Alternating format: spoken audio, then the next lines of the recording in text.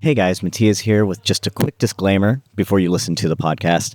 The original mics that we were using and the podcast mics that we use, unfortunately, were not recording when I thought they were during the podcast, and I didn't find out until about 10 minutes before the end of our conversation. Luckily, we do have some backup microphones, and that's what you're going to be hearing during the podcast. They're not the best quality, and I apologize for that. And the good mics do come on the last 10 minutes, but unfortunately that's what you're hearing. So I'm sorry about that. This is why we have backups though. And I'm glad it's there. And I hope you enjoy the conversation as well. Just wanted to put that out there. This is not our normal quality. It's not something that I typically like to do, but, hopefully it still gets you through this episode and, we won't make this mistake again, hopefully in the future. So thanks. I wish I knew how to quit you. Then why don't you? You're listening to Codependent Content, the podcast where we discuss the TV shows, movies, books, and video games in which we share an unhealthy relationship. Turns out nurture can only do this much. The rest is nature. If she's on a path, it's not one that Joel put her on. My name is Mattias. Join us as we try to unravel the characters, stories, and worlds that we are entangled with. Because just when we think we're done with content, it draws us back in. Gabriel, Luna, Pedro, Pascal, Bella, Ramsey. Sorry, that's my warm-up. The infected are coming. The walker went down to the Walmart and I don't know. Justice for infected. Welcome back, Morgan. Thanks. We're here to discuss The Last of Us Episode 3, titled The Path.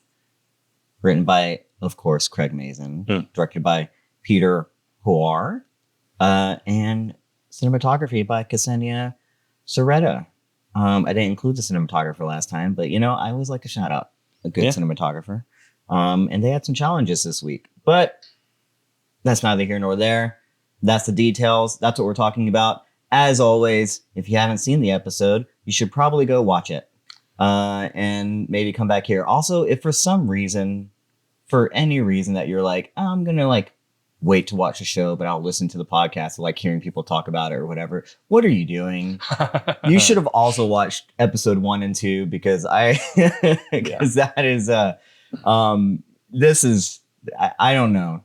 There's sometimes some people, and I just have to remind them, you probably don't want to listen to this until you've seen anything. I can't, I mean, look, especially maybe if we were more interesting guys or if we had some specific insight into the show or something, but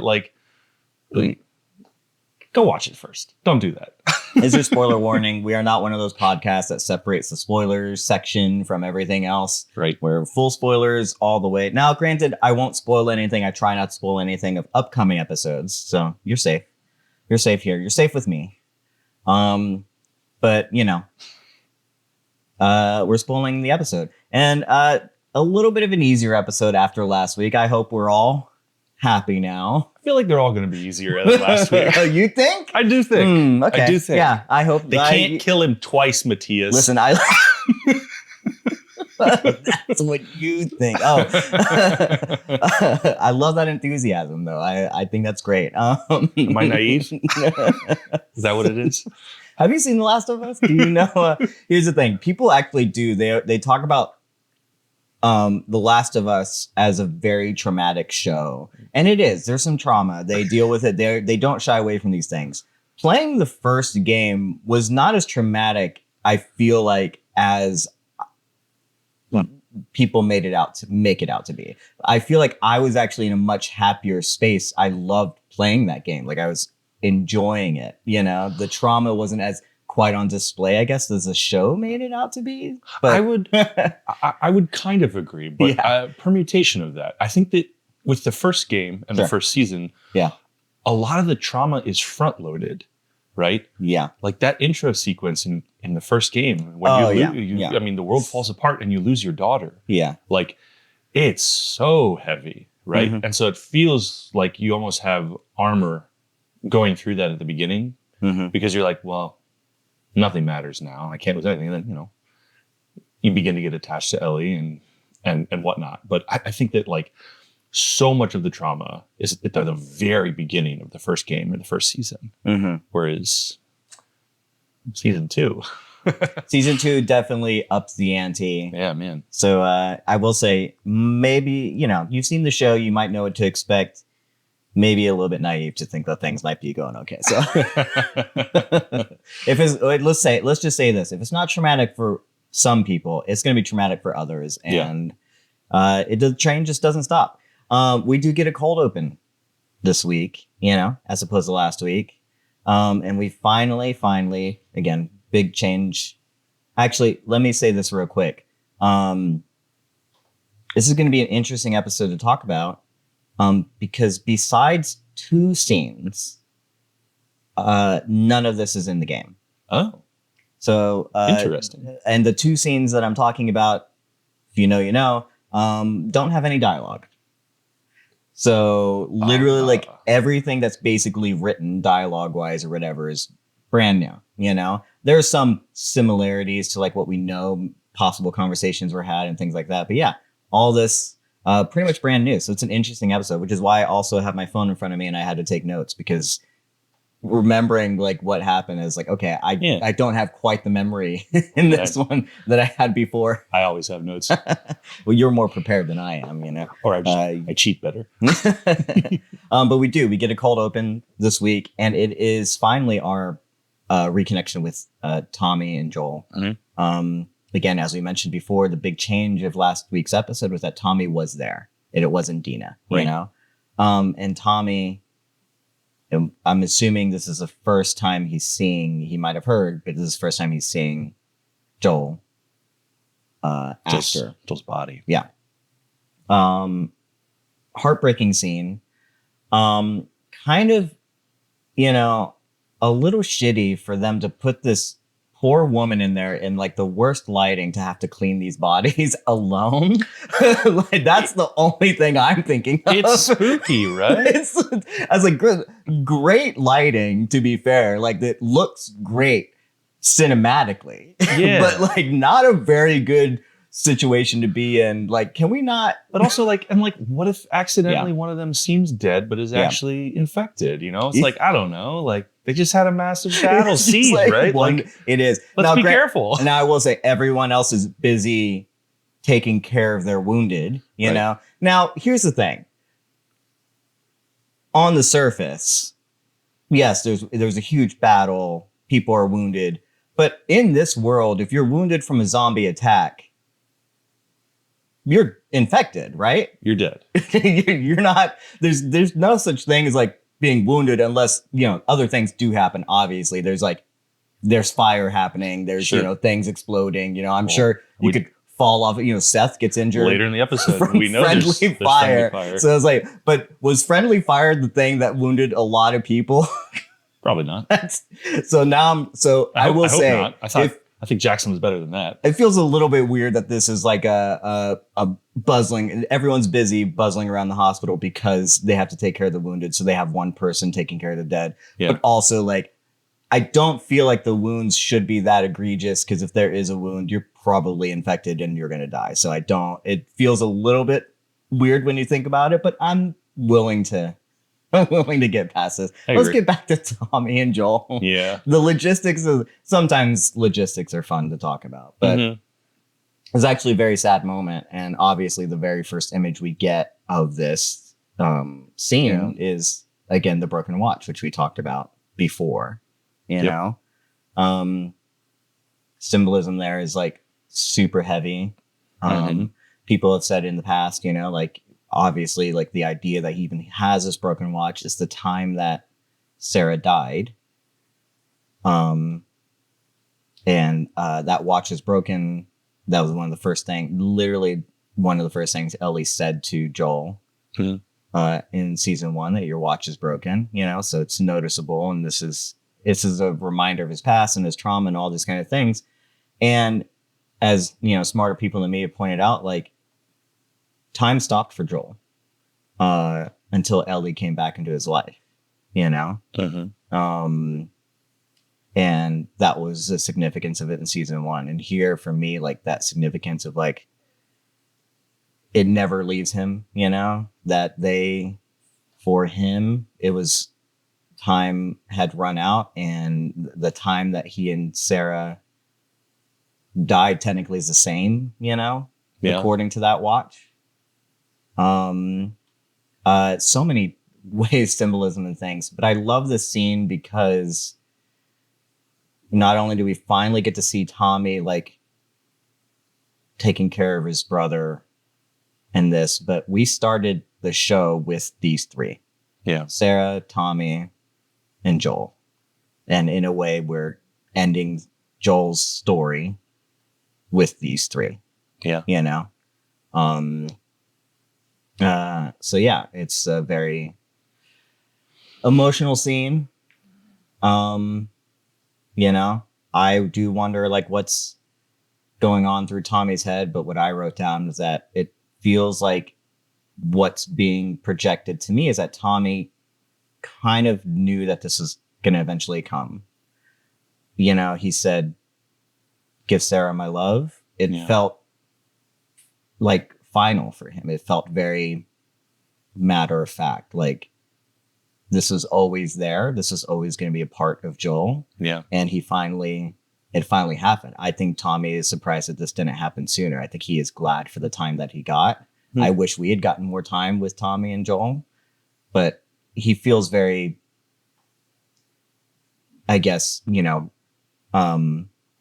accepting of the fact that it's here and it's happened, and you know that, you know, at least Joel can finally be at peace in some way.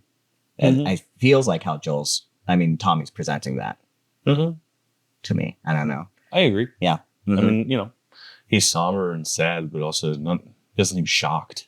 Yeah. You know, it doesn't seem, I mean, I think Joel, all things considered, got to live a pretty long life. Yeah. But yeah. Yeah.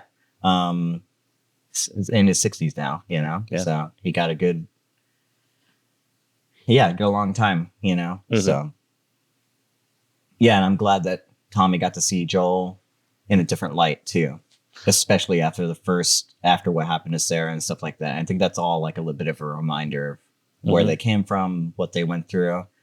We hear a lot about Tommy and Joel's exploits, like why they were separated and things like that. And I think I'm you know, it's sad, but I'm kind of happy, you know, because Tommy got this, and I'm glad he got to, you know, be at peace with it in some way. Sure. You know, Yeah.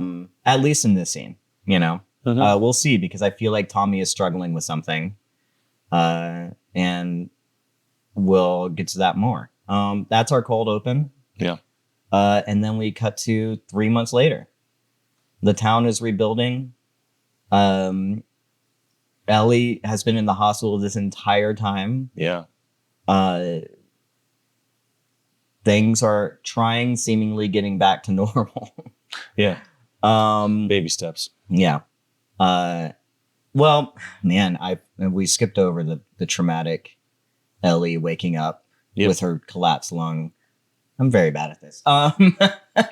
Yeah, I mean, she's visibly shook, and she literally is having, like, I guess, you know, what would you call it, like post-traumatic stress, where she's literally re-seen Joel's death in the hospital. I feel like I could have done without that. But almost like immediately. But yeah, I guess to put us in a space where we need to be with this episode is like to again remind you like what happened, you know? I think they probably put it in there just because we don't get a funeral, or we don't get, like, you know, some sort of formal mourning or whatever. We kind of go from Joel's death into 3 months later. For us, it's been like a week, right? You know, so whereas when you're playing the game, you're still like, it happens and you're still playing the game. Like you're still in that mindset, you know? So there's definitely like Just in case we didn't forget, obviously, but just in case like the emotion of it like isn't somehow like hitting you, like they're like she's not going to be over this, you know? Yeah. And here she is in this scene with this doctor, and she's just raring to get out of the hospital, but she has to talk to one more person. Gail. And in comes Gail. My we favorite. love Gail. I Gail so is love Gail. so cool. And Ellie's demeanor here, you know, I'm fine. Well, if you say it that quickly. Ellie, what do I do with Ellie here? We know she's not fine. Of course. We know this is not gonna be okay, you know? Frankly, Ellie, I'm just gonna say it, Ellie's being a little shit. Yeah, she's being a petulant kid. She is everything that she's saying here, and I love that Gail sees right through it. Yeah. I love that she knows exactly like how much, like she knows what to say, she knows how to say it, she knows how to push Ellie's buttons and do whatever and stuff. But listen, Ellie's being a little shit, and I can hear you guys typing in the comments, right? I know there's a lot of reasons why she's being a little shit that I'm not going to get into because I don't want to like really get into it. But again, we don't get the scene. This doesn't happen in the video game. But there's a lot of reasons why I think she's being a little shit. And we're going to save that. We're going to table that. We're going to come back to this later, you know? But yeah, she's a big fat liar in a lot of ways, you know? Not the least of which is the fact that like she clearly doesn't want to process her feelings. Because if she does, she can't get her revenge, you know? But, you know, we're not quite there yet. I don't know. What do you think of this? If it's, you know? I mean, I love it. It's also just another example of how bad Ellie is at accepting help from people who clearly just care about her and also are trying to do their job.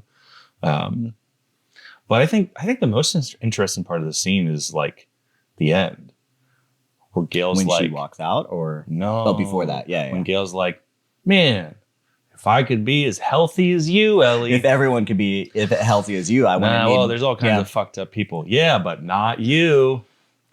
Very interesting. This is a very like we know like this is one of those things where it's not subtle to us, right? The acting is very much there. And then I'm like, they're not fooling each other either, right? Like it's clearly not because they're not fooling us. No, you know. I mean, I don't know. I think Gail is trying to say, I know your secret without saying I know your secret. What secret?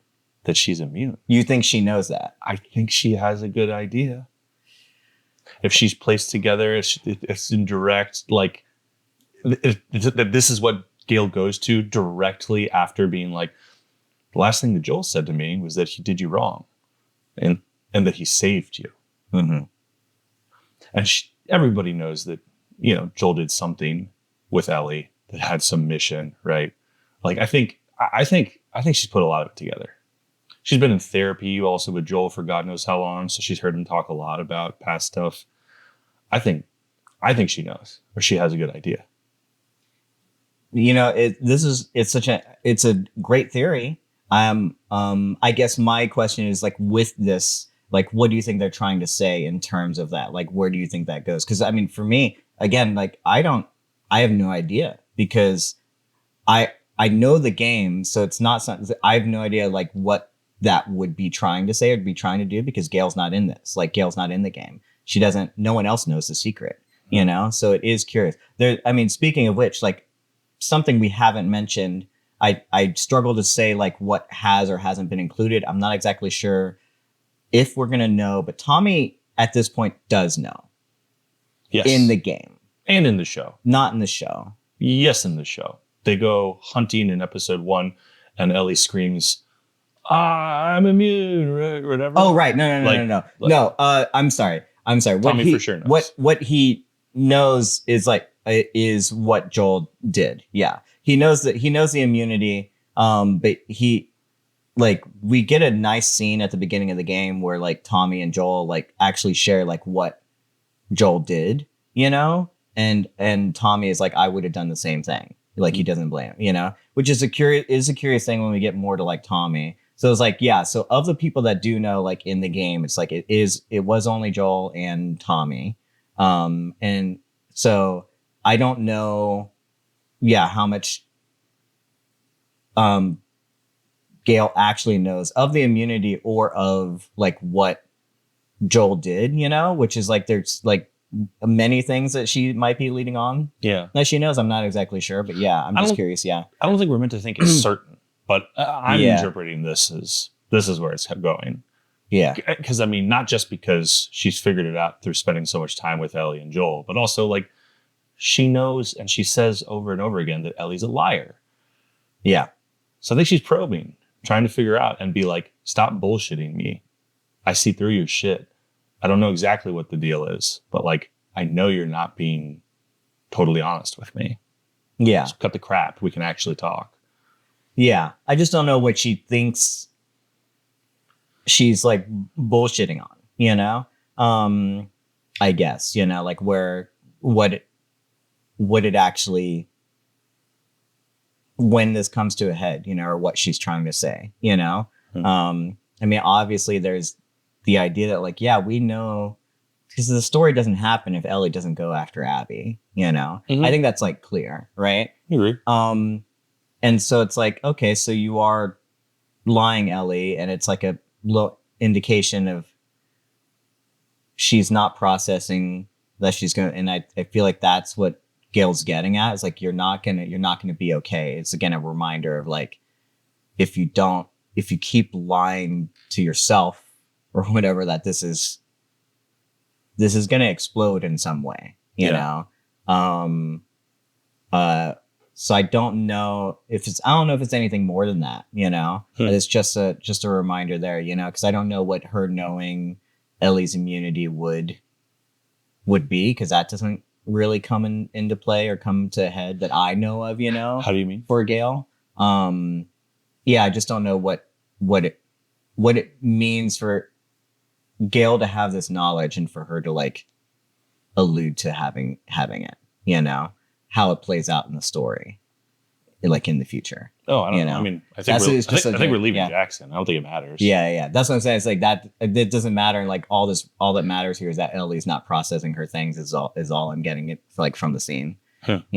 So, but I think it's interesting. Like if Gale, like what she knows and like how much more she actually does know or what she can put together. She's a very smart person, and we find out that she's very good at reading people. Tommy almost sees her as like some sort of almost like oracle of some sorts in this community, like which is interesting. Like that, of course, the therapist who's supposed to be good at observing and reading people would almost be able to predict. And in this world, like there's no magic necessarily, but she is able to see. We get, it's funny because like comparing her to the prophet later that we hear about for this the Seraphites, which you probably didn't know their name because we don't ever really call them unless you watch behind the scenes. But these are the Seraphites and the hooded guys, or the people with the scars, the culty walking through. people. Yeah. And they talk about their prophet, and he very like distinctly says like, well, there's no such thing as like, I forget exactly what he says. No such thing as prophecy, but like there's people that can read people and know people better than the rest of us, and something to that effect, right? And this is essentially like Gale for this community, that she is able to read, she is able to like see a little bit into like the future, and she knows like because of like analyzing the past and human behavior that she's able to like understand like what's going to happen. I don't think she knows exactly where Ellie's going like after leaving this hospital. I think everybody does, right? And she doesn't try and stop her. But I don't think that's a Gale power. I think everybody in that town knows what Ellie's gonna do. Yeah, probably. It's I think there's a few people that know like definitely what Ellie are gonna do, All right. Get in the comments if you think that there's anybody there who thinks that Ellie's gonna go, okay, I respect the vote. I'll keep living here. Let me know. This is such an interesting episode because here's like, I mean, even kind of like segueing into like how much does Ellie and Joel mean to this community, right? Mm-hmm. So like the next scene is like her going to Joel's and her house.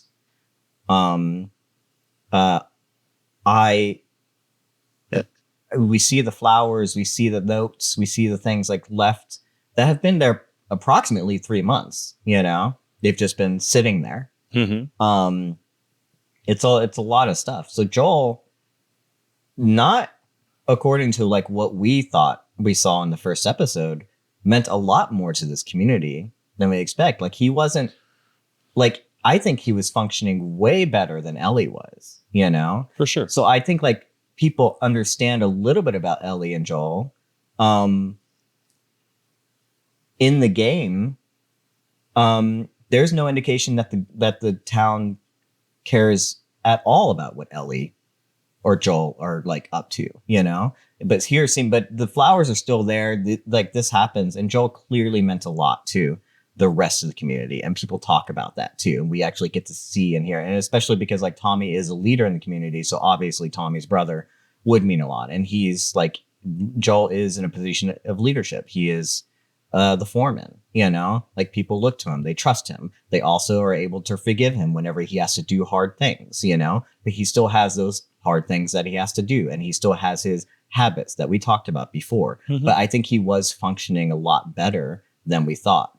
I don't think Ellie functions as well as Joel does in the community. No. Because she's very much like a abrasive person. I think like she has her close friends, Dina, Jesse, and you know, I don't think she ever talks to Gail, likes to talk to Gail, right? I don't think she barely talks to like Maria, you know? And I feel like it's like these three people, like maybe Tommy and Joel before the rift happened between them, you know, that would like, she had hers and they would all know. And I think we get so many times where there's a reminder of like, hey, we know you, Ellie, but we knew Joel as well, you know, which I love. I have specific scenes like I want to call out because I think it matters, but I don't know that like people understand like Ellie as well, you know. I don't think so. No way. at least the community at large. There's few people, you know. So I think maybe Gail like understands, but she still doesn't understand. I think she's still trying to figure out Ellie. She was getting around to understanding Joel, and I think it's a challenge for her that these two people, with their problems and how they are in the community and stuff, is like, what? Like, I'm really good at figuring out people. I can tell when they're lying. I can tell what's going on. I can almost like predict like what's going to happen, you know? And yet here's Joel and Ellie, and she's still like, what happened? What is going on? Because he said this weird thing to me, like I saved her, and that doesn't make any sense to me. Yeah. And can you enlighten me? And of course, Ellie is lying to her, like about everything. And I think Gail's just like struggling. It's kind of a challenge for her. It's like, so I don't know what she knows, but I know that she knows she's not going to get through to Ellie. Yeah. You know, I don't know. I've been talking around in circles. Tell me if you get me on track here or whatever, but that was, well, I mean, yeah. Look, I could be wrong.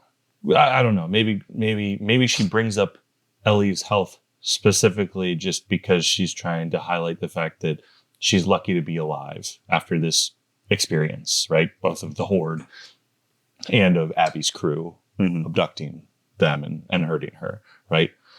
But like, I read a lot more into Catherine O'Hara's line delivery than that. The moment to me seemed to be something else, right? And whether or not it's specifically like, I know you're immune or not, I think it's supposed to give us some sense of like, there are people around Ellie that are trying to get inside and help her and be like, hey, you can't handle all this on your own. I see you. You're going through a lot. Stop closing people out. Right. So whether or not I'm right about the, you know, her knowledge of her immunity or not, I think we're very much supposed to see like someone who is not willing to accept Ellie's bullshit and like call them out on being emotionally closed off, being angry and not talking about it, whatever, the issue of the moment with Ellie is. There's a lot of them. But yeah. Well, it's interesting to also see that like Gail's able to change her tactics based on who she's talking to. Yeah. With Joel, she's very straightforward, and she knows she has to give a little bit of herself in order for Joel to give back. Sure. And for Ellie, she's just completely sarcastic. She knows Ellie's not going to give anything up to her. She tries to like meet her where she is. Like, Ellie, if you're going to be like this to me, like, I'm just going to give it right back to you. Yeah.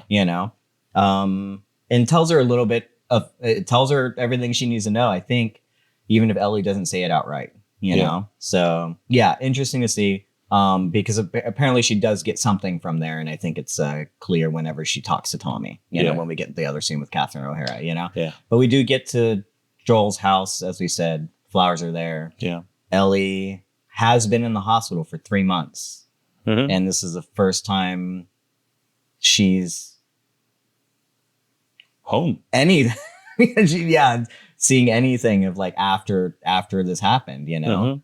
Mm-hmm. When she walks out of the hospital, like the change on her face is like almost immediate. Yeah. You know, the masking of the hospital, which is so clearly masking, you know, of her emotions and stuff is look, gone, and the mask is thrown away, and just in case it wasn't clear, they did give us the fucking her shrieking in agony. Oh yeah. Like by having a hallucination, rewatching Joel's death. Right? It's like it was a very, very poor facade. Well, that was 3 months ago, though. Yeah, but come on. I was like, I don't think that she went to sleep for 3 months. I think the implication is that she's in the hospital having a very rough go of it. Yeah. But yeah, this is the one scene that plays out very similarly. I mean, with the coat, you mean? Well, with almost the whole thing, but I mean, you know, when in the game, there's no like cinematic, you're like walking through the house, like you have to walk through the house. Now, at this point of the game, she's already decided to leave, so it's seeing the house like one more time, you know. Oh, she's already decided to leave. Does that mean that the vote is not the vote's in the not? game? Yeah. Wow. Okay. This is again where it's like I don't know what to take from in terms of like what I know of the community and like the game, and like how they're presenting it here is differently, you know. Yeah. But yeah, it's you know, it is what it is. So, but yes, for the most part, like the box with the watch going into his room, the pistol, the coat, you know, which to me, the coat is like so much more significant in the game because like you've played like 40 hours as Joel wearing that coat. Yeah. You know? Whereas like in the show, it's just another piece of wardrobe, you know? It's a very unassuming coat, right? Although it's hard, it's not as recognizable, I feel like, you know. Here, it still has the same effect, you know? I mean, Joel did lend it to her. Yeah, he did. So it's a very specific. Yeah, well, they do that specifically in the season 1 for that to be, you know. Yeah. Because that scene also wasn't in the game. Oh. The coat thing. Right? I just assumed it was. I've been so long since I played. I kind of thought it was. Yeah. In the first game, like I do not recall a scene where like they camp out and like he lends the coat, or whatever. I don't remember that being in the game, like because we don't ever have those like scenes, you know. We get their little talks or whatever, like what during gameplay while we're like walking along, you know. It's we never really stop to have those like moments, you know. And yeah, there's probably a time maybe, but I don't remember her wearing the jacket in the game at all, you know. But I think that's specifically why they had put it in the first season. And to like remind you here is like if this, you know, I think it could have been anything, I guess, you know, like it's just something that reminds her, you know? Yeah. But this is like very specifically supposed to be a reminder of that journey, of that time when they were together, you know? Possibly the last time she was as close with Joel, you know? And yeah, she's not okay. No, she's crying. Ellie is not okay. She's like literally, I mean, it's a bummer, right? She's like letting herself have a moment. Yeah. She's like starting to process, and then Dina shows up. Yeah. Damn it, Dina. Well, before we even like we get like moments, again, little moments to show like what Joel's life was, right? They talk about in the behind the scenes that they had to build a house that you only really see once. Like typically you don't build a house that is only going to be seen once in a show, right. You know? But they had to, for this specific scene, like build like this entire interior because she has to walk through the entire house. She has to see her old room that she moved out of, you know? She has to see that. So we know that they used to live together. She has to go in that room, and then you find out that like, wow, he's been into carpentry. He's been doing some things. Like he's actually been trying, you know? And it's even I think in the game and in here, I think it's like a little bit of it's a revelation for us to like see the inside of like how Joel like lives his life, but also for Ellie that she might have been, because after she moved out, we don't know how much of this has been a part of his life that she's just been neglecting. So again, just a little bit of a look at like what she's losing because she never got a chance to like understand this side of Joel. Yeah. Because she, so mad at him and the habits that we have when whatever trauma hits us and then we push people away or do whatever. And then she refused to like see that. Yeah. I think there was like she didn't know how else to be with Joel. Yeah. Which is really sad. And then we do get Dina, you know, and they have their little scene. And as we mentioned before, Dina was there. And so she has all the information. And she has been withholding this information, you know. Right. But she knows Ellie. She knows how she's going to react. Obviously, you know, you're going to be angry. I brought you cookies first. Before I give you this information. And then she like brings it out slowly, you know. And Dina, I mean, it's as you expect, you know. We go through the names. All Ellie cares about is Abby, obviously, you know? And there's like little moments where she's like, okay, like, I think it's the moment where Dina says, I loved him too, that allows Ellie to like take in the information like differently, you know, because she is getting angry. She is doing her thing. And then she has to be reminded that like, hey, Joel meant like something to me as well. Totally. And again, something that Ellie, I think, was not privy to, was not really exploring, did not get to see a side of Joel that like Dina did in some ways. I mean, there's a lot of stuff in this episode that seems to be like, reminding Ellie that she doesn't exist in a bubble, or that she's like, you know, not the main character of Jackson or whatever, right? I mean, we have Dina saying this, and then in another scene or two from now, there's also Tommy being like, hey, don't talk to me about my brother. Yeah, he was like my brother. I didn't know him. Yeah. You know what I mean? I think it's good for Ellie, you know, because she's a little myopic with things. Yeah. Big words, myopic. I don't even. She's only looking about this far. There you go. Yeah. No, absolutely. And I think that this whole like house scene is just like starting to like sink in for Ellie. It's like, and I think it makes her even more angry that she doesn't know. You know, it's something that she kind of like starting to accept and like and understand that like Joel meant something to other people too. Then makes her even more angry because why didn't she get to have that, you know? And why aren't all these people then up in arms like I am? Yeah. Right. Yeah. So they get the information. They go to Tommy with it.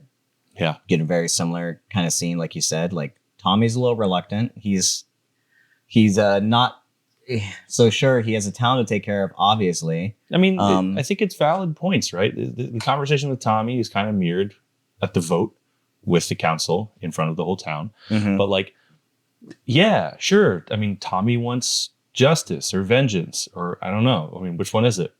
But also, they just lost a lot of people, and Jackson got fucked up during the horde. Sending your 16 or however many best soldiers out to hunt and kill one person Yeah. right now, high risk.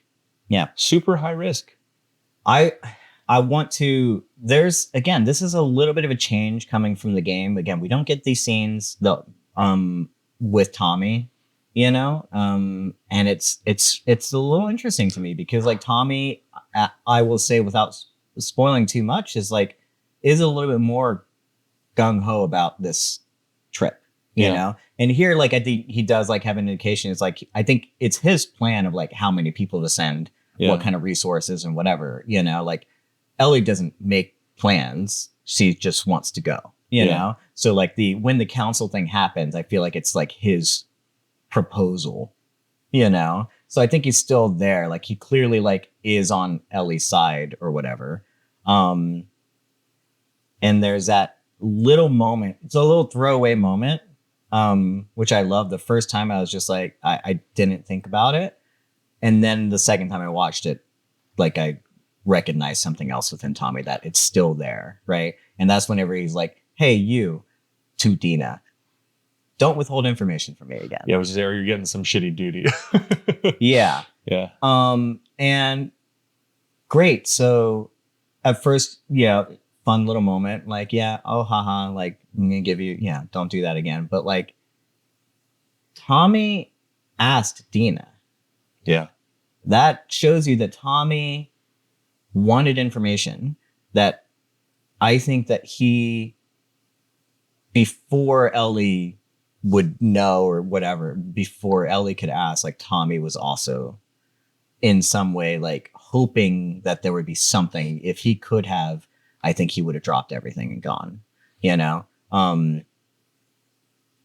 That's what I'm getting from that little moment, that there is a little bit more to the fact that like he's putting on a front that he has to for Dina and for Ellie in terms of like, yes, I got a town to run, I got things or whatever, but this information is new to him as well, and he has to like process it. And now that he has the information, like what does he want to do with it? What can he do with it? You know? And I think that's when he puts the proposal together and does the council thing, obviously, you know, but I think it is a little bit more. I think had he gotten this information sooner, I'm curious if there would have been any urgency, you know, like how mad is he really? Like how much?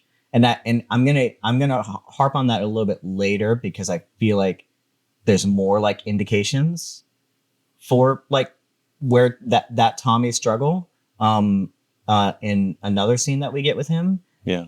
This is just the first little indication. So but you think Tommy makes the proposal? Yeah, I just assume Ellie did. In terms of like, oh, there's going to be 16 people. We need 16 people and Yeah. probably this many horses and like this many guns and like whatever. Like, I don't think Ellie, as we get later on, like when she actually does go and Dina shows up, like, Yeah. I don't think Ellie makes plans.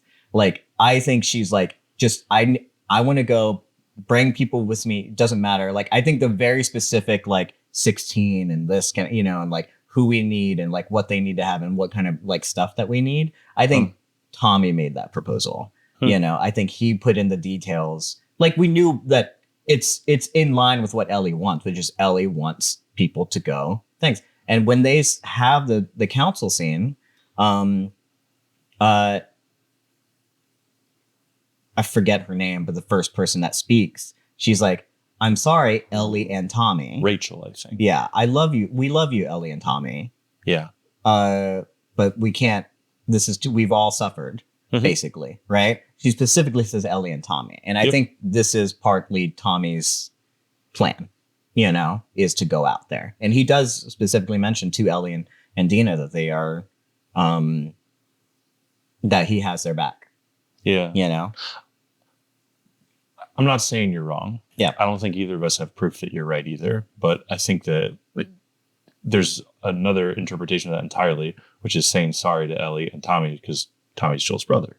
And so she's apologizing and saying, hey, I loved your brother too, but I'm not willing to extend these resources for justice for him. Yeah. Not necessarily that it's because it's his plan. Yeah. Right. In the same way that like if someone killed your brother and then your town was like, hey, sorry, we don't have the money to go get him. someone apologizing to you for that isn't saying it just because you're the one who put the plan together. I also don't want people to think that I didn't give a shit about your family. Do you know what I mean? Yeah.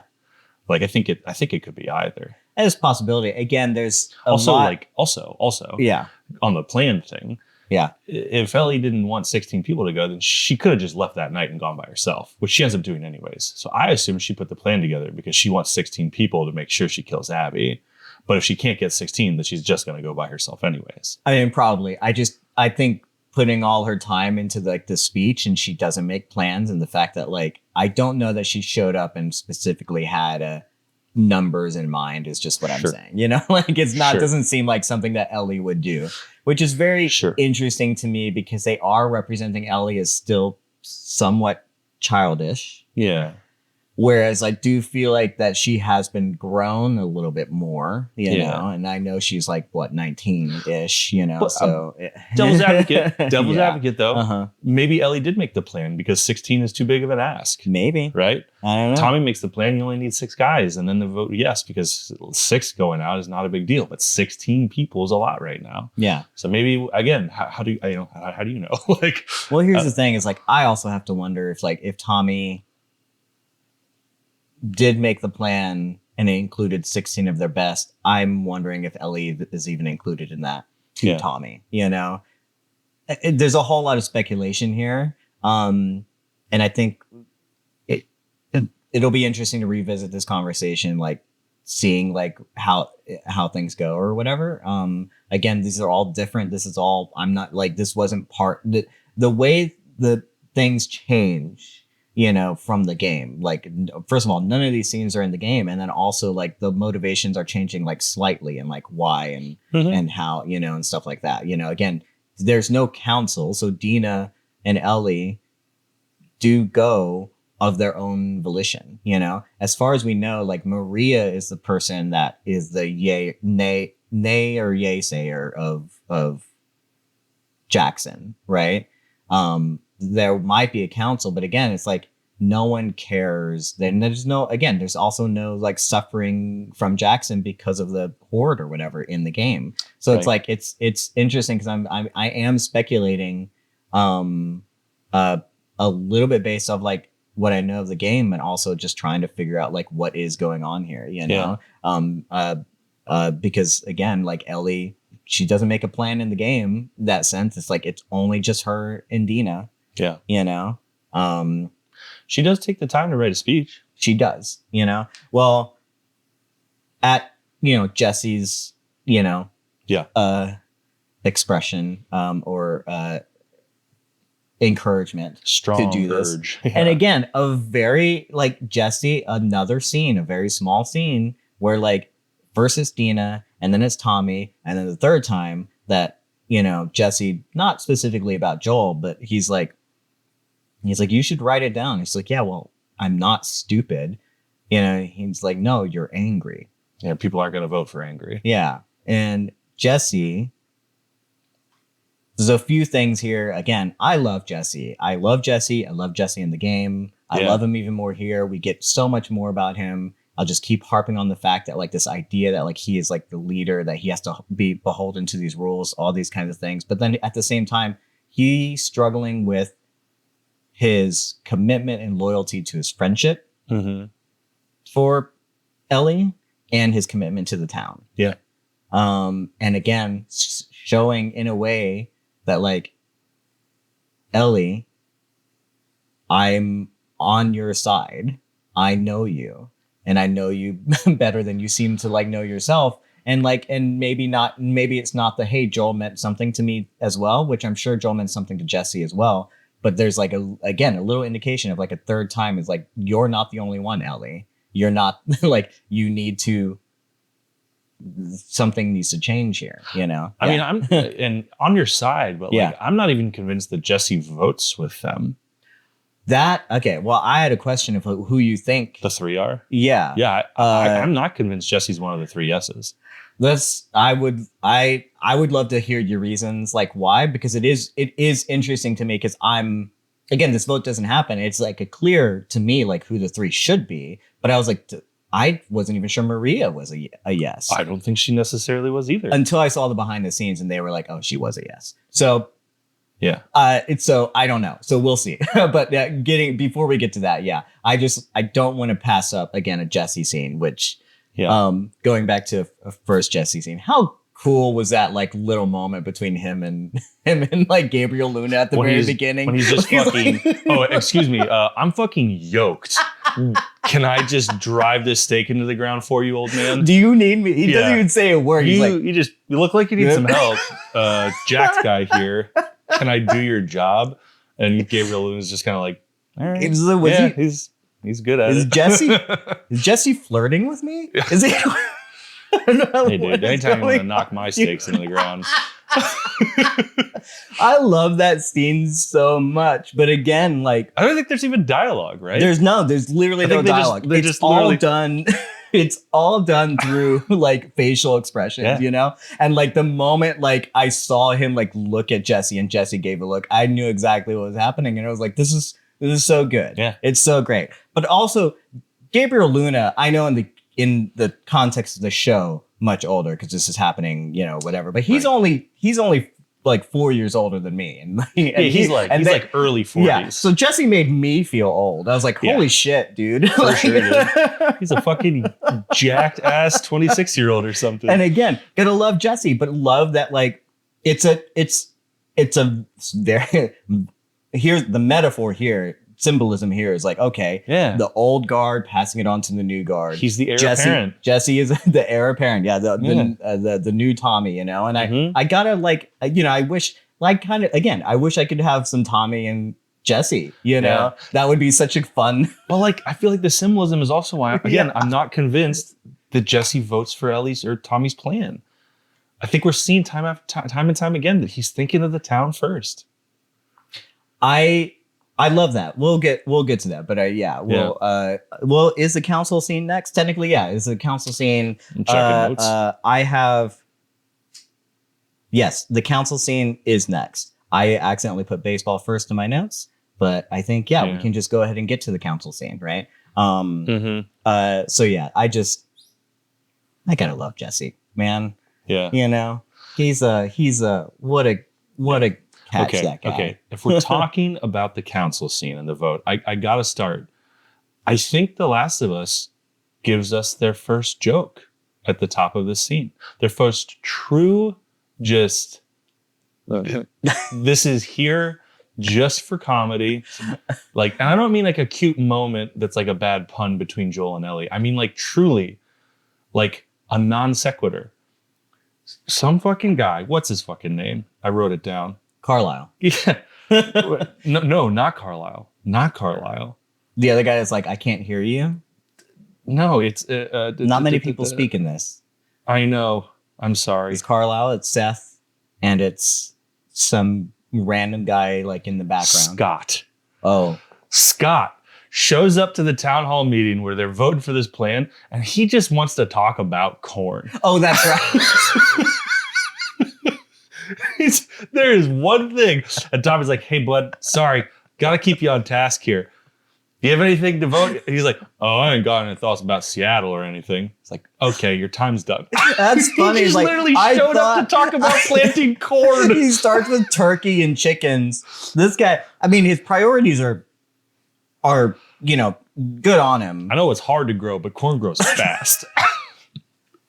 I totally forgot about this guy. I think it's humor. I think it's supposed to be a little levity. I thought we were going to get like, I thought this was this town hall meeting stuff and they were going through like all the things that the people wanted to talk about. I didn't know the whole council was just about Seattle. I think it is though, because Tommy and Maria are like, no, we have like an agenda to talk about this one thing. Yeah. Sorry, we got to keep, they say like, we got to keep you on point here. And that's what, that's what I get obviously after that. I was like, oh man. I was kind of interested in the corn thing because I was like, wait, no. Like, how do I survive a zombie apocalypse? Tell me what do I need to know about corn. Okay. You know what I'm saying? Yeah. Thank you, Scott. I was taking notes. At least Scott's trying to think about the survival of the colony. I was like, Scott's the guy we all need. Well, I'm gonna go talk to Scott after this, okay, guys? But yeah. So let's talk about we go through that. We get an impassioned plea from Rachel about her sister and how weak the colony is at this point. Yeah, we get that. Of course, we understand that. That's what we talked about last week. That this is going to be a problem. You're not the only person that lost someone. But then the support actually comes from a very unlikely source. Seth. Do we just refer to him as Seth, or do we say, is it Seth the Bigot? Is that the proper title? Yeah. Or STB. STB, comes in, white, raspy, flyover state looking Seth. Listen, the thing about it is like, wherever this town hall is taking place and all this kind of stuff, and like Seth does his speaking, I'm like, man, these are some really old West rules that Seth is laying down. I'm feeling like I'm in like the 1880s. Yeah, I mean, it's like Hammurabi, eye for an eye. I mean, it's pretty. It's like blood code. And here's the thing: at first, when he says it, because we are from the perspective of Ellie, we're like, yeah, Seth, like. Yeah. So I think this is why that scene exists. Yeah, you should. Well, yeah. Yes. Go ahead. Because I think this is the time where Ellie goes, the only person who is as fired up about this, who is as on my side as you can be, is the most hateful dude in town.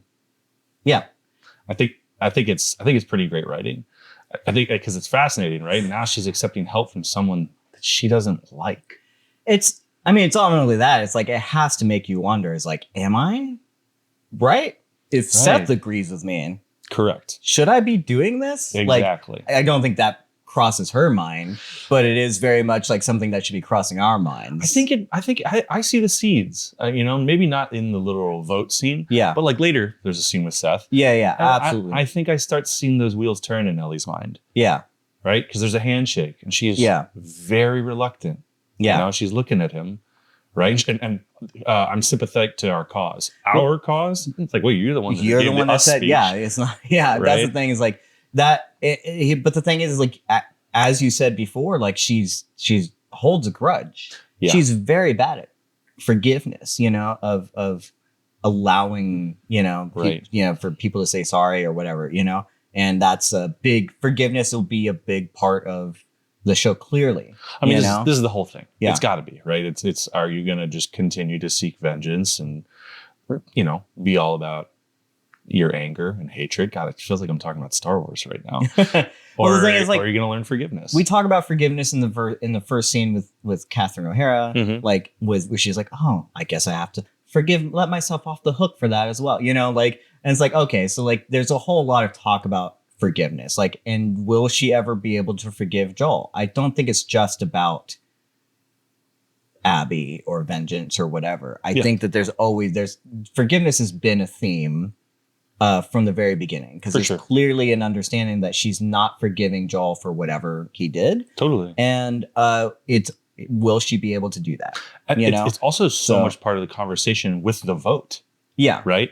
Yeah. Because do you forgive and forget? Do you? Yeah. Right. Because there's Rachel makes the case about like and Carla goes on his like he's Christian, but I'm not Christian. I'm not even Christian. Yeah, but aren't we supposed to learn forgiveness? And all that. And to be on his side, like that is Jackson's whole deal. Is like, this is a place of second chances. This is where you come. You put aside your violent nature to be able to become part of a community of people and like work on regrowing and rebuilding and starting anew.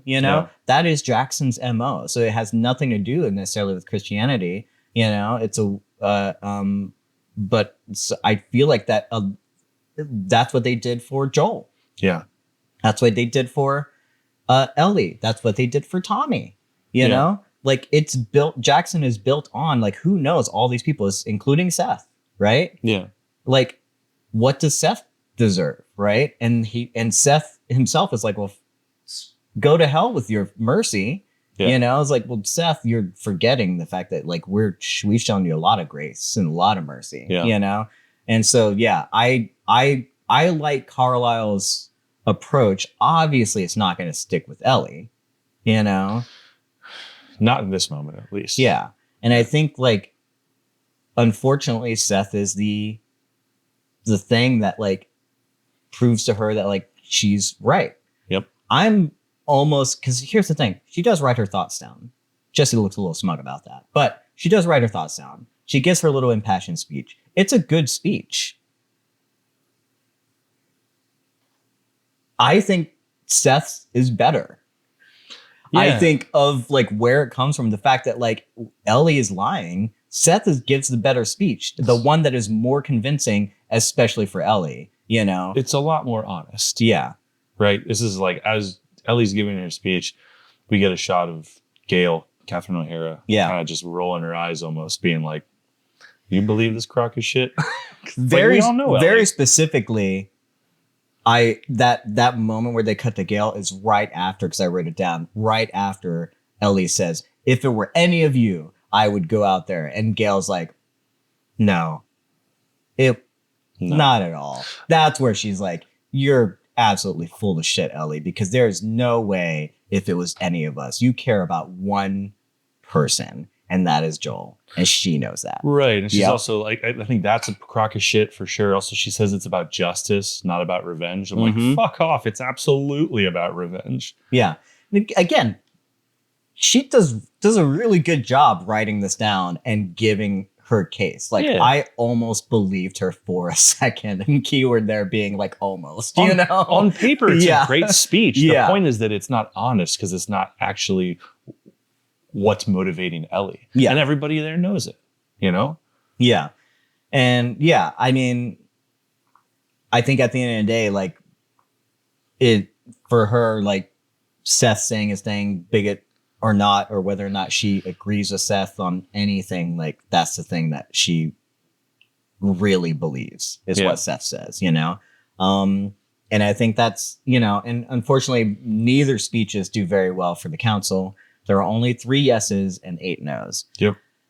And here we can ask, I was going to ask you, who do you think the 3 yeses were? You know? I don't know the council well enough to speculate. That's the thing, right? I honestly don't think we've had a single line or interaction of anyone on the council besides Tommy, Maria, and Jesse. Yeah. But the most interesting point for me is I really don't think Jesse's one of the yeses.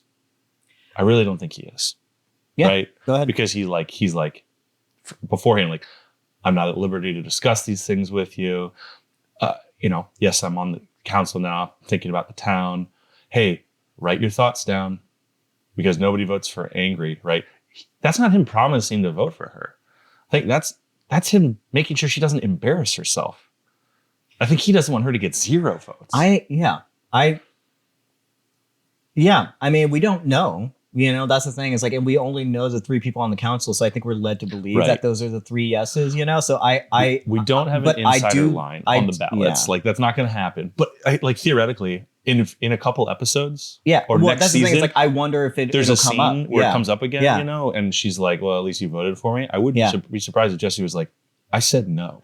I I wouldn't be surprised for a second. that's a good call out. I'm pretty sure that'll be interesting because I think just to play off of that, like if he did say no, I think it is again, as we were mentioning before, like Jesse is struggling with his, you know, like Yeah. loyalty to like Ellie and his friends and stuff and through the town. I think he is. I think that is a big struggle that he's going through. And he is, you know, as Dina says later, like Jesse is Captain Wyoming, like a rule follower. Yeah. Again, I don't know. I'm guessing that's a Captain America reference, which I know Ellie reads comics. Yeah. I don't know if Dina does, but also just to be clear, Captain America the movie did not come out before this happened, you know. So whatever. Again, a little thing. So I don't know what they know It about could've- Captain America. It could have but just like, been diminutive. it's funny. You know, It's like army boy but kind of thing. Here's the thing. What I love about Jesse is like, because I feel like I would have made the same decision as Jesse. Which decision? Any decision he makes, because I'm also the way that they describe Jesse as like the rule follower, like this guy, like don't tell him anything, like he's just gonna he's gonna narc on you, you know, Yeah. like all this kind of thing. I was like, yeah, that's me. I was known as like the by the book person. Mhm. Like we got to do things by the book. We got to do things the way, you know. And I think that, and so I empathize with Jesse. I really do. And I think that like in some ways, like he is very much like right. And he's doing a very good job of leading, right? The fact that he even says like, write a letter and she does it. Yeah. Great job, Jesse. Yeah. Great job calling out exactly as you need. Like you're doing such a great job. Like and you're good with the steak, bro. You know, You got it all, man. Like I want him to be the leader. I love Jesse so much. And I'm not as charismatic as Jesse, but I'm definitely been like, I think I empathize because I have been like the kind of like person that was almost asshole-ish in the like rule following thing, and the fact that like people should trust me but don't trust me because they're like, well, this guy's gonna you know what I'm saying? Sure. Right? Yes. So I feel you, Jesse. But yeah, that he might have said no is definitely a clear indication of like his struggle there. I mean, we don't know, we don't get an obvious clear, but I think I mean, also look, it's HBO, right? Yeah. They got to set up some characters for a potential spinoff. Yeah. Here's the thing is like, I thought Maria was going to be a no. In the behind the scenes, like the actress thought that Maria was going to be a no. And then Craig, I guess, explained to her that she's actually one of the yeses, or Craig or Neil, you know? Okay. So like, that's not a mystery. I think clearly Tommy is a yes, but I thought Maria was going to be a no because like, if this thing happens, Tommy's going. Yeah. And we don't know, as Rachel said, you don't know that all 16 of you are coming back. Right. You know? But yeah, there's I don't think she wants Tommy to go because she knows Tommy would go. Mm-hmm. Right. And so I'm surprised that she was revealed to be a yes in the behind the scenes thing, you know? But I also think that if I didn't watch the behind the scenes, I never watched stuff like that. But I think that if the implication from the writer is that she's a yes, then I do think Tommy's a yes too. Yes, absolutely. Because I think they sat down and had a big conversation about it the night before. You know what I mean? So whatever, if one of them's a yes, the other's a yes. I think they're aligned. Yeah. So yeah, very #power couple. Very interesting. We'll see. Yeah. I hope we do get to finish that conversation and know whether or not how Jesse voted. Again, this is not in the game, so I don't know how Jesse would, but yeah, I hope we do get to figure out like how he voted. Me too. I think it's such a missed opportunity if we don't. Mm-hmm. Well, we get one small scene in the baseball diamond. We'll go back to the final scene with Catherine O'Hara and Gabriel Luna. Mm-hmm. Character names, actor names, I keep mixing them up, right? Yeah. So Gail and Tommy. Mm-hmm. Playing a little game of t-ball.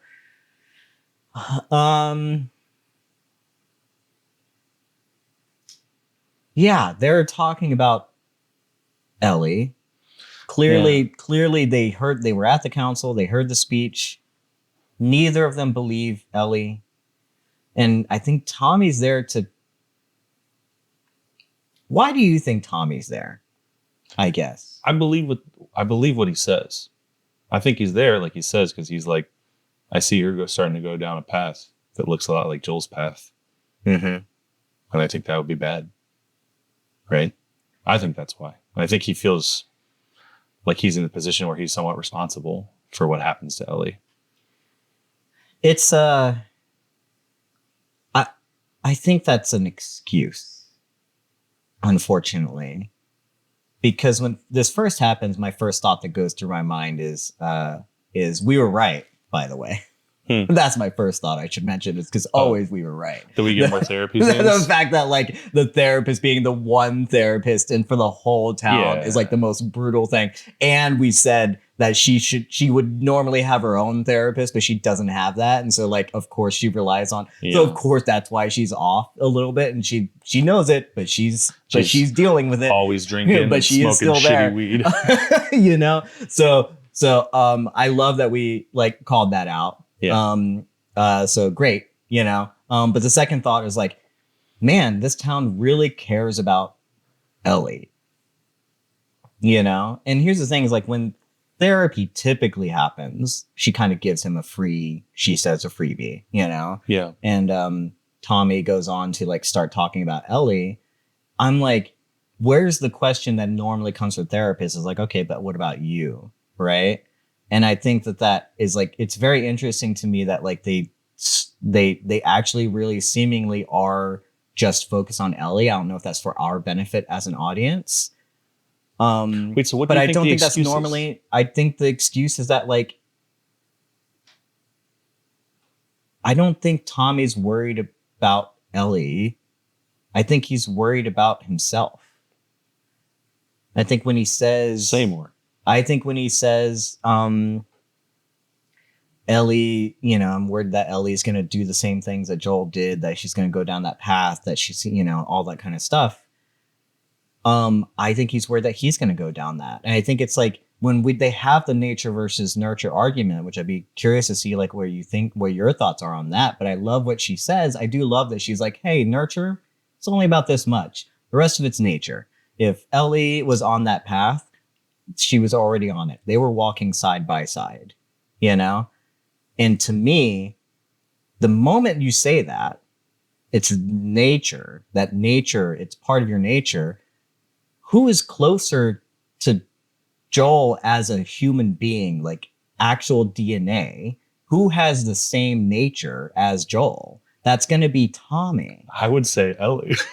I disagree. No, I'm saying they grew up the same. Their nature, they were built from the same DNA. They're built from the same chromosomes. They are literal brothers. Yeah. And Tommy has been to war, and Tommy did join the Fireflies, and Tommy did like go through a time with Joel where he was like Joel. They were the same. And I think that when you talk about nature versus nurture, like, he maybe changed his nature and nurture fixed some things, but he is still, I think that tells you that like, there's still something in you, Tommy. There's still a nature, because whatever made Joel, whatever nature that made Joel is the same nature that's going to make you, because y'all went through the same things, is what I think. And I think he is struggling.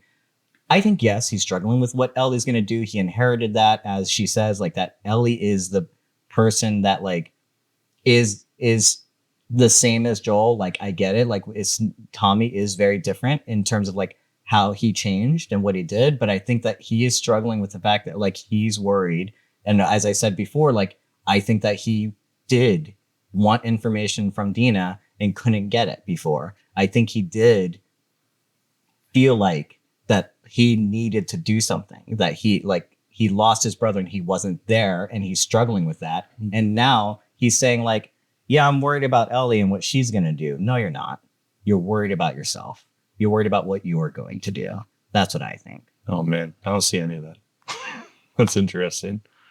What do you see? Yeah. I mean, I think that he, like, if you're making an argument about the nature nurture thing actually being about Tommy being concerned about it, Tommy put that life down and walked away from it years ago, and is very happy. He has a wife and family. He enjoys Jackson life. He has no desire to go back to it. I don't think there's any part of him that is like, oh, this itch, no, there's this thing inside me that wants to go out and kill people. I don't see that for a second in his actions or the performance. I think he's very much feels responsible for Ellie and is like, this is another person I care about, and I'm watching them destroy themselves, just like I watched my brother destroy himself, just like I watched myself destroy myself, like in my youth or whatever. But I think Tommy's absolutely over that phase of his life. I think he's shown over the course of years, right? He's settled down. He's got a wife and kid. He's got a job. He's domestic.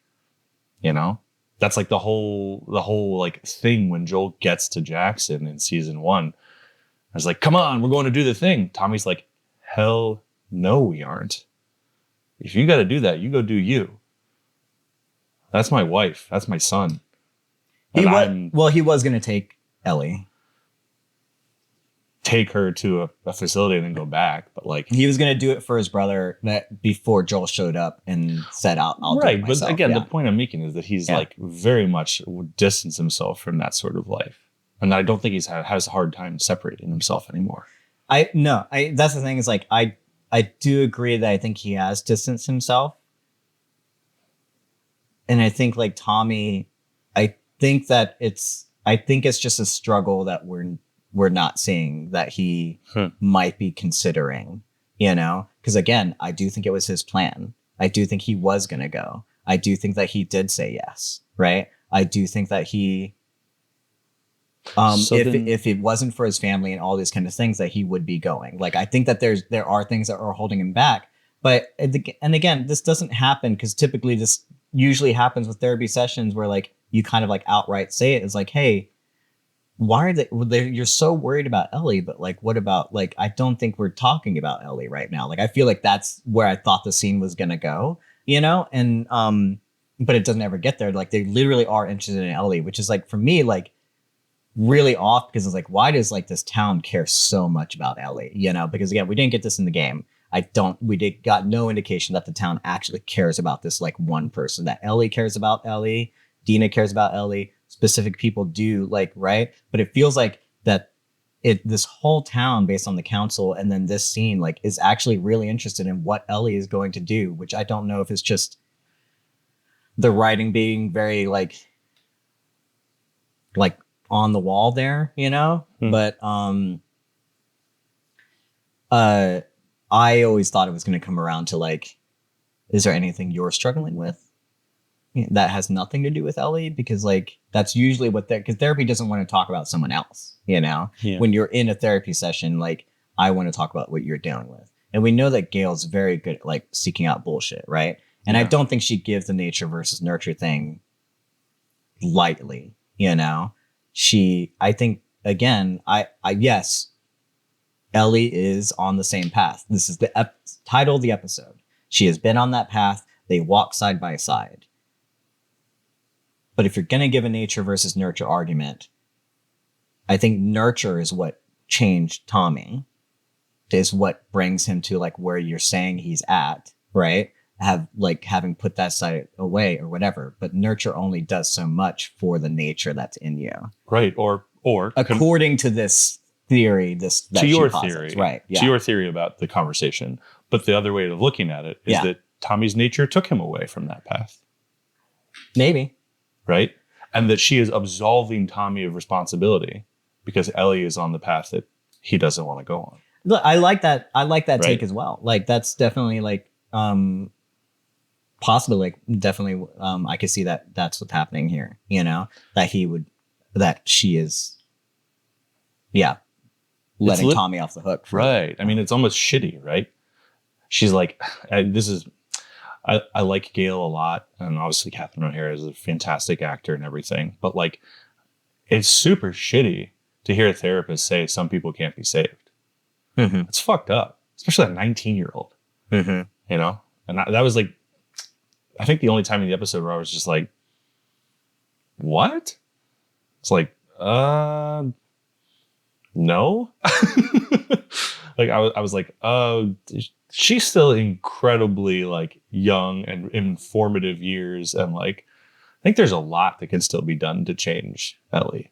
There's a very cynical viewpoint from Gail in this, right? Because even the nature versus nurture thing, which we can argue about that probably for another 2 hours just in general, right? Like, people have like this is a very clear thesis, you would say, of Gail, right? To say that like nurture doesn't really do much into your nature, that you're born essentially like this way is a very cynical way to like look at things. The fact that nurture doesn't play a part in, you know, unless she's saying it just because she knows it's what Tommy needs to hear, right? Maybe. Because I think she's trying to absolve him. I mean, she kind of even has the delivery is interesting because she's like, she's kind of like some people can't be saved. It takes a big drink for a beer. I'm kind of like, do you think she doesn't believe essentially what she's saying? Like, that's like, do people who think that become fucking therapists and spend their lives helping people?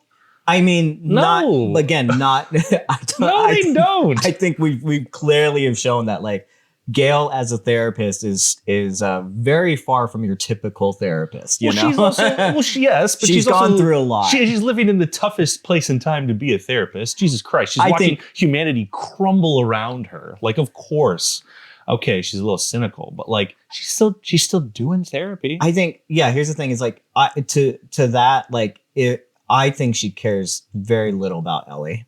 The thing is like in the sense that like, if it's absolution, that's one thing. If it's also like getting Tommy back into like, hey, let's focus on the community, because like Ellie, she's gone. Yeah. I have a lot of people to care about. I have a lot of fucked up people that I need to like focus on. And specifically one of the leaders of the community, you're struggling. I can't have that, you know? Yeah.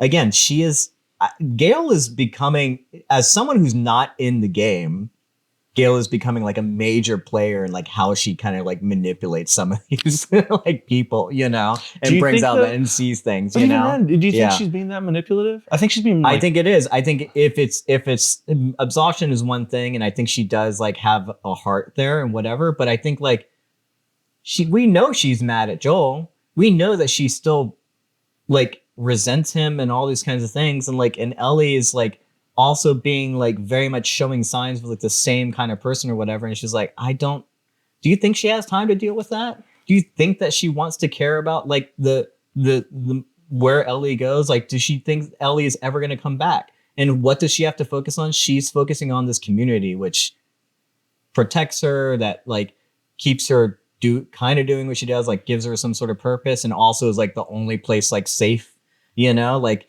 she's like, I think she's helping build this community in a lot of ways, you know? And I think that like she is in somewhat like, she's someone that Tommy trusts. She's someone that a lot of people trust, that she has to deal with, that I think that she essentially becomes like sort of like this kind of prophet-like character where she's almost like kind of, I see a little bit of manipulation. Yes. She doesn't seem that in love with life to me. No, and I think that also we've learned time and time again that Gale, her goal is to like solve puzzles with people. Mm-hmm. So I don't think that she like necessarily has this huge bleeding heart for Ellie. I do think that she doesn't like being lied to, and she wants to figure out actually what the fuck happened between her and Joel. I sincerely think she cares about that, not because she cares about them as people, but because she's like, what the fuck is this issue? Mm-hmm. What happened between these two people that clearly care about each other so much? Sure. Right? So I think it's like, if that means she's being manipulative, I'm like, I don't know, man. I think she's like pretty honest with Tommy until some people can't be saved or whatever. I'm like, But I think that she cares about Ellie insofar as she was a patient of mine, and I had to listen to her for a long time, and I never got the truth. That's annoying. And also, I want to know what was going on. I would say that like she cares about Tommy more. It's just what I'm saying. Absolutely, yes. I think she cares about where Tommy is and how he's feeling, because like, again, if he goes down this path in terms of like thinking about Ellie and like worrying about her and all this kind of stuff, then he's focused on Ellie and not the town. I think that's a lot of chess though for Gale, who's sitting in a lawn chair drinking beers on a baseball field. I don't think she's playing that kind of 3D chess. She spends her day smoking swag ass weed and drinking home brews. Listen, I don't know because Gale's not in the game, so right. I'm only speculating, and it feels very manipulative to me for some reason. Like there's what she's saying. I don't know. Like she's very cynical. She's very and I would think that she doesn't care that much about Ellie. It's really surprising to me that she does, unless it's just for our benefit of as an audience to like, you get a lot of shots listening to Ellie very carefully at the dance. She's watching very closely at the vote. I just get the idea that she does this all the time with everyone nowadays, you know. I think she is, again, I think she's very interested, and I think she sees Ellie and Joel as like some sort of challenge that she can't seem to crack, you know. But I think once Ellie leaves, she could care less. In a community that small, though, if you're like pulling punches as a fucking the only therapist in town, I feel like people get wise to that pretty quick. We'll see. We'll see. Again, I don't think she's Grimer Worm Tongue. You know what I mean? Like, come on. I don't know, man. She's literally doing free therapy for everyone. Get in the comments while her fucking husband just got murdered. And she's the prophet, man. She's the one that she's the same as the Seraphite. The Seraphite prophet was a therapist. I'm telling you. Didn't work out for calling them. it now. Yeah. Oh man. Well, we get through that thing. Ellie, we know, is on the path, and 100%. she's gonna go on her path anyway, right? And so, nice little homage to the little gun table, that we get in the game when we ever need to upgrade our guns or do whatever. It's like, oh, it's the same table that she's putting her gun together. And she's got all of them there. And here comes Dina, because Dina's not gonna let her do it alone. I'm just gonna say it. I don't care how it comes across. I thought I had a crush on Dina before. This is my love language. Being like coming in prepared and you have a map and you wrote on that map. You have a list and you know what you were going to do and how you're going to do it. Rations, which route makes more sense, timing, how many miles we need to cover every day. Yeah, she did her fucking homework. Listen, I understand on the odds. I'm just saying, Isabella Merced, way too young for me. I get it. But if this person came to me like this, I'm swooning. Yeah, dude. Absolutely. I was like, this is what I want in my life. Yeah, sure. Dina is so fucking smart. Yeah, and for Ellie to like push this person away for whatever reason, to pretend for a second like she could do it by herself without this. Yeah. She's literally about to fucking trek God knows how many miles in a pair of fucking Converse All-Stars? Get the fuck out of here. Yeah. Did you bring anything besides guns? It was like, yeah, Jesus, Ellie. Yeah, sure. And such an Ellie thing, obviously. Like, I get it. It's fun. Yeah. But, what such a great scene. I love it. This is where we get the Captain Wyoming thing too, which we already talked about or whatever. My favorite line is the last line of the scene when Dina's kind of like, you could have just asked, and Ellie's like, no, I actually didn't know that. It's like, oh, really, really sweet. Yeah. I think we'll talk more about that when we get to the actual like Dina and Ellie scene in the tent. But yeah, sort of fun little dynamics and stuff. And of course, Dina's gonna go. I mean, I think I kind of already alluded to this and maybe spoiled it, but did you think Dina and Ellie were that she was going to show up? Did you think Ellie was going to go alone? Yeah, I did not think Ellie would go alone. No. Yeah. No part of me thought she was going to go alone. Yeah. There's one moment where she's like, I know a guy, Yeah. And like my first instinct was like, of course Dina knows a guy. Like, she's got pretty privilege, right? Anyone would give anything for her, Maybe. But then of course it's fucking Seth. So okay. So let's talk about this though, because of course it's Seth, and in retrospect, I'm like, and Seth gave the speech. But if I'm being honest, I didn't know exactly who it was going to be. No, I thought Jesse at first too. I literally my first thought as Ellie was like Jesse. I thought that I know a guy was going to be Tommy. Oh, cool. Yeah, I thought that Tommy was going to be like, okay, no, I'm not supposed to do this. I'm sorry, you lost the vote. Yeah. Here's guns. Here's ammo. Here's food. Here's medical supplies. Yeah. Go fucking avenge my brother's death. Yeah. I thought for sure. And then I was like, Seth, I was like, wow. Right. Yeah. Of course, he's been very vocal about his sympathy for the cause. Yeah.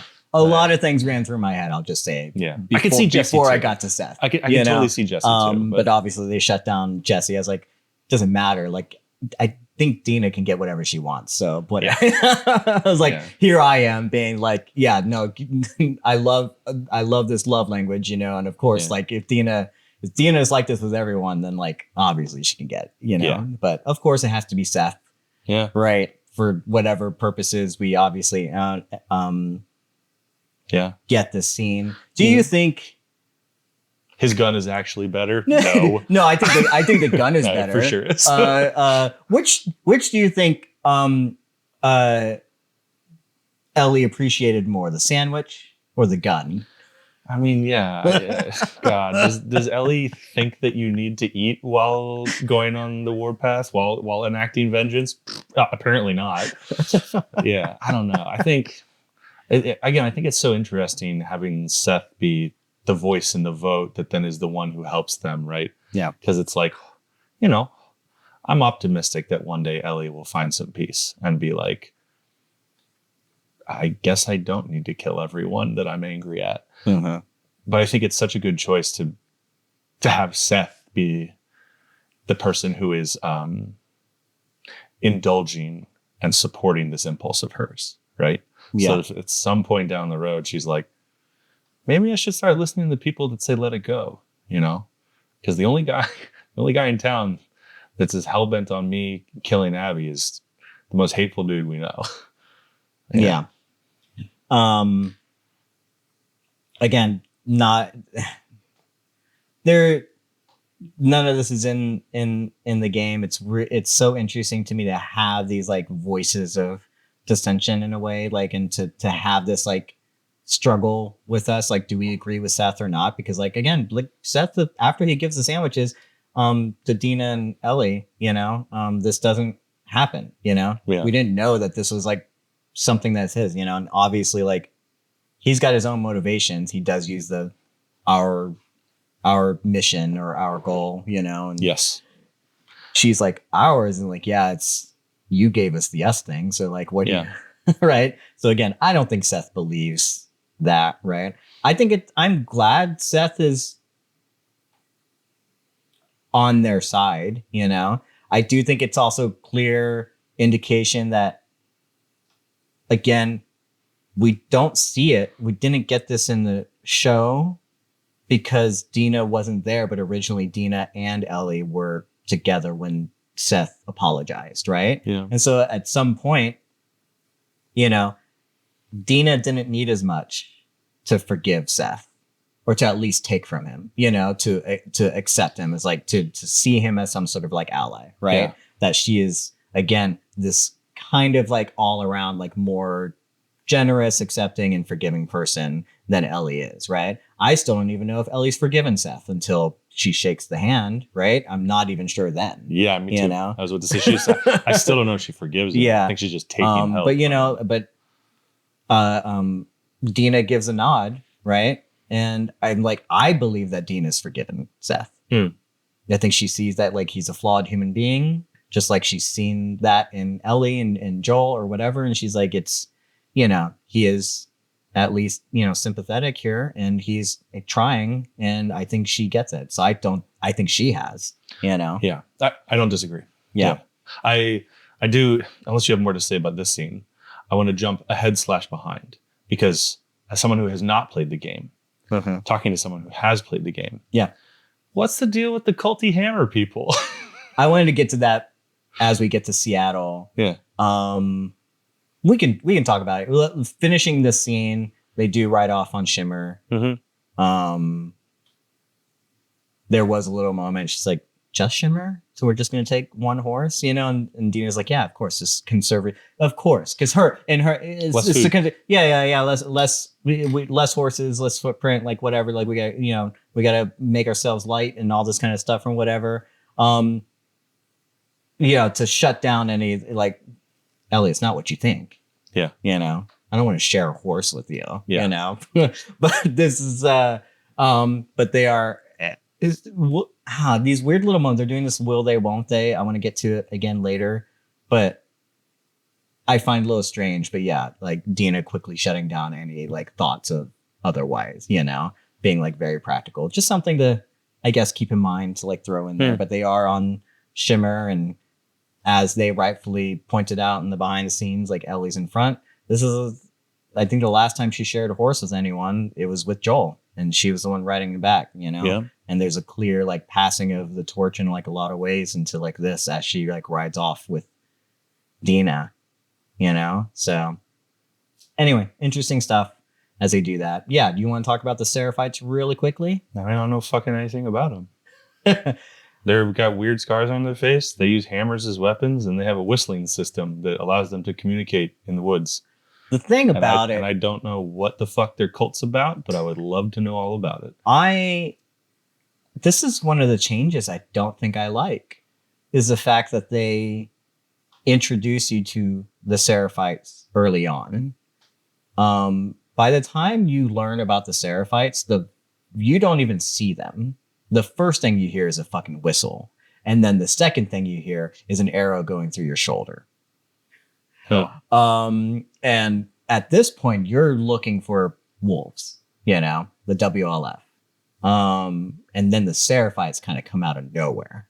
And there's a whole lot there that's a lot of fun to talk about and whatever. But again, what we get in here is basically what we get. Is that we know that they're kind of a cult, that they are leaving that cult because they're trying to avoid war. This specific group of people.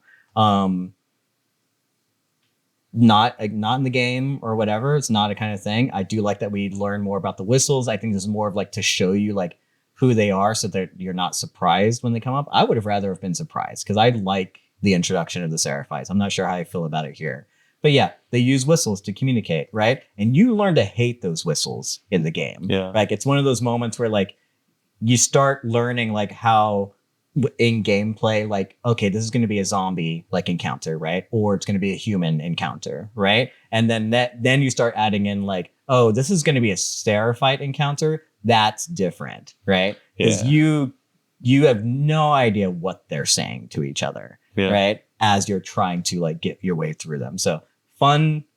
I mean, love their introduction in general because we are going to understand more about them like later on, but I don't want to give too much away about like what their story is. I will say that they're here as an indication of just kind of give us a little introduction of like how they operate, and that they're clearly are some sort of like religion, right? Like in the behind the scenes, they're specifically like people survived in different ways. These people survived through religion, right? And they built their communities like around this certain religion, and we do learn more about it. There is, we will essentially, I don't know how much this season, but we are going to learn a lot more about it. And the Seraphites are one of my favorite additions to the video game and the story.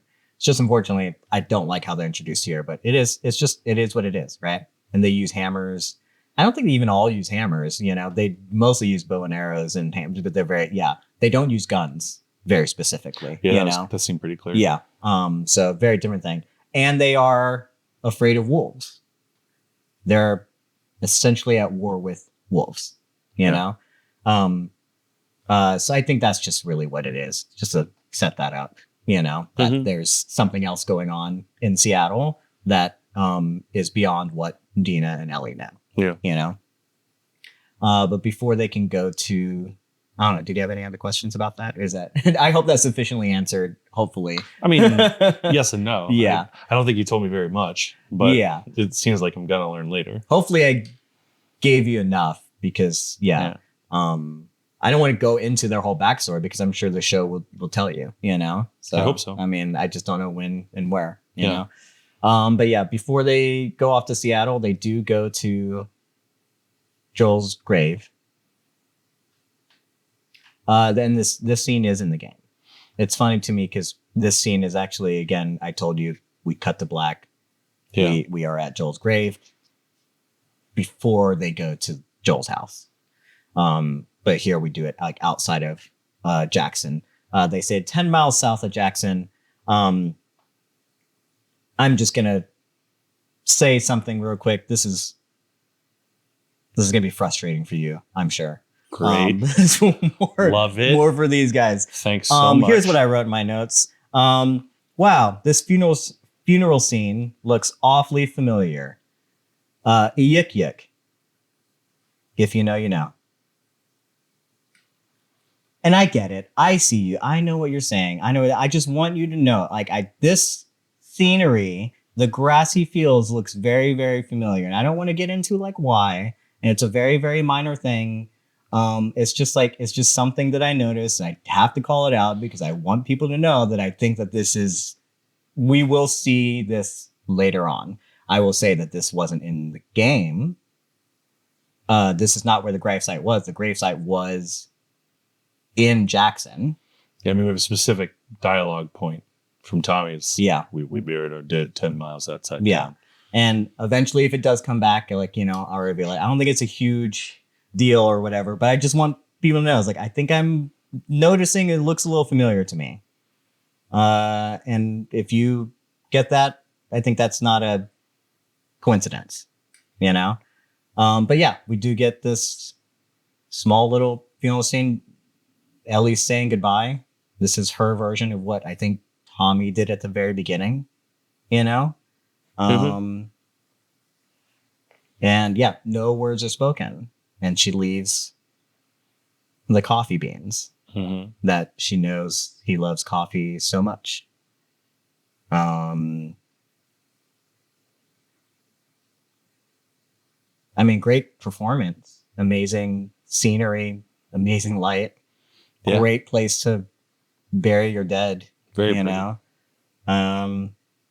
Yeah, I don't know. Any thoughts here? No, I mean it's beautiful, but It's a very beautiful scene. I you don't know? have, I don't have anything. You know, it's Yeah. pretty straightforward. Well, Dina and Ellie go off. They're on their little western trek. Western. They said northeast, north. I don't know, northwest. Northwest, yeah. You know, but it feels like out of the old west kind of thing. They're doing their stuff there. Dina is again showing like how smart she is. I can't remember why she knows what she said, which is like why she knows what she knows or whatever and stuff. But like clearly, like she's been paying attention. I think clearly Joel's been teaching her some things too. Again, like we saw before with Joel and Dina, that Dina's like very interested in what Joel has to say and like why you do things. Like hey, like show me how you do this. You know, she absorbs a lot. Right. We get a little moment where she's like, hey, let me know if you see any outcroppings or whatever. Like she knew a storm was coming before Ellie did, you know, before it hit. Yeah. Right. Again, Dina's so smart. And then this scene in the tent. And I'll just be honest, they're doing this with the writing and with the show. By the time in the game that we get any Dina and Ellie, like they're already kind of like forming a bond. Like I would even go as far as to say they're kind of like falling in love, you know? This is more of a will they, won't they? Where's Dina's head at? Where's Ellie's head at? I'm not, it's, to me, it's like, it's different. And I don't know how I feel about different, but how do you feel, you know, with this whole thing? Yeah. Not different to me. Yeah. I mean, you called it before. There was very specifically like, Dina specifically is like, hey, Ellie, you're gay. I'm not. Like, how did you think about this kiss? You know? Yeah. And like earlier you were like, I don't even know what Ellie thinks of Dina. Cause like, does she think that she's exploring or like actually like wanting this or whatever? Like there's definitely like a clear, yeah. And we get like more like, is Dina into this or is it, you know, and like Ellie's trying to figure that out. So we're trying to figure that out, you know, and is Dina lying or does she want more? Like what's going on? And also she returned to Jesse. Yeah. We find out, you know, Yep. you know, so that's still an on again, off again situation. Right. Yeah. So I don't know how to feel about it. Just as it's weird because I'm like, I kind of know that they will, but like, how am I supposed to feel about this? You know, I like it on the surface as far as character dynamics and the performances and stuff. I think they're doing such a tremendous job. Yeah. But I'm not sure how I feel about the will they, won't they? Because won't they? I mean, Will they? I mean, it seems like it. I mean, like, but I don't think that like Dina is just as serious about the relationship as Ellie is. Seems like Ellie's like head over heels for Dina. And Dina's kind of like, yeah, it's fun to make out sometimes. Like she was like, yeah, well, she was like, oh, and you were high. She's like, well, I wasn't that high. Right. So it's like, I think she's clearly like interested in exploring or whatever, but also like she got back with Jesse and she's like, she's just not nearly as concerned about her. I don't think she has no idea what the gravity of Ellie's like attraction to her is. Yeah. Just an oblivious straight girl is going to ruin Ellie's life. Maybe. Yeah. I don't know. We'll see. I guess, yeah, it is what it is at this point. So, you know, they move on they finally reach Seattle. They stumble upon the Seraphite crew, you know, and I think like mostly an indication of like the wolves, right? So the Seraphites were also introduced to like show you like a little bit about who they are. And then also the fact that they're all dead now, you know, and these are clearly gunshots, right? And maybe it's a little bit more than they expected. We learned that Dina hasn't seen carnage like this much, and she pukes. Yeah, and I think Dina, for me, it's very interesting because like Ellie has been out there beyond the wall and done these things, and I feel like Dina is playing right from the very beginning. Like she knows what she's doing, she's prepared and all this kind of stuff, and then this is the first indication that like, are you actually ready for this? Like, do you know what you're getting yourself into? Has she ever killed anyone but an infected before? Like there's a lot of stuff about it where I'm like, it's a little cute and a little like, you're talking about trying to murder someone and like through extremely dangerous circumstances. And then, there's like that scene where they're packing up. She's like, is that Joel's gun? Yeah. That's what you're going to kill her with. And I'm like, who gives a shit? Like, this is not supposed to be fun or a game. You know what I mean? It's a little like, I mean, it is a game, technically. Pow. Not anymore. It's a video game. No, I know what you're saying though. Yeah. For Dina, it's like, I think Dina, up until this moment too, it's surprising. I think there's a lot of things going on there is all I'll say, but also the fact that like we are getting a clear indication that I think Dina expected something different, right? Like, and it is, I don't remember if the 3 months later tagline comes after Joel's death or here, because like obviously it takes some time, right? We know how long it takes to traverse America during this time, and their time was relatively easy. They were smart. They avoided highways, all this kind of stuff. They seem to have gotten there without having to deal with certain problems that Joel and Ellie had to deal with. Yeah. During their travels, So I think Ellie knows what to expect, and like she's probably prepared for these kinds of things. I don't know how prepared Dina would have been had something happen, So now they're here, it's all being relatively easy, but now you're seeing like something's like, this is different. Now you're seeing like dead bodies and smell and whatever. And the cold way that they were destroyed. And also the fact that it's kids. I mean, Ellie uses that as like justification. It's like, we can't let Abby get away with this. Like they're killing kids now. Yeah, it's shitty, right? It's like she just assumes that it's Abby who's killed this group of people. And maybe it was. I'm not saying it wasn't, but it's also we don't know. Come on, you don't know. Yeah. It's interesting. Yeah. And I think that probably not going to be the first time that Dina realizes she's in over her head. Yeah. But I guess we'll see. Right. And the final scene is them seeing Seattle, seeing that it's empty. Nothing's happening. Seemingly empty. Right. And that's where we get the, actual like final scene of like a lookout man. He's in the Seattle Eye, making sure things are clear for his unit to go. And that unit is not just a unit. That's heavily armed. It's an army. Has a tank, maybe multiples. Two. Yeah. Was it two? I think it was two or three, maybe. Yeah. Everyone's got assault rifles. Yeah. Yeah, you thought they are not walking into an easy situation. Yeah, you thought Fedra was bad. Yeah, for real. Even like the first game in the very first game when they have like one of those, this is interesting though, because again, as someone who didn't play the game, I haven't made a value judgment about wolves yet. Yeah, about them being bad people. I am curious if like, were you believing Ellie and Dina when they were like, it's probably just like this group, right? It's probably like a small. Because I don't know what you were expecting. Because again, even by this point playing the game, when we come here, like I don't know what I was expecting to find. I obviously know I'm playing a game. I'm not just gonna not run into like enemies. So whether it's infected or like another group of raiders or whatever and stuff, like you're gonna run into people. But yeah, I don't know what I expected of the WLF first because I don't remember that far back. But I think were you thinking it was going to be a small group? Were you was your indication of what was going on through your head of what you thought the WLF was going to be? Yeah.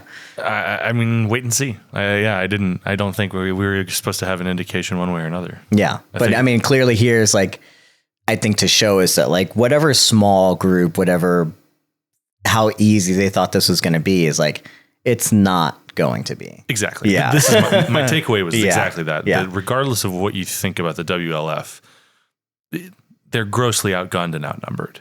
Yeah. Right? It was the same thing as Abby showing up to Jackson. Yeah. And then being like her cohorts kind of being like, we die if we go in there. They got lucky. Yes, I know. And things worked out for them, but it's the same kind of thing. It's like they're showing up to fight a village. Yeah. No way.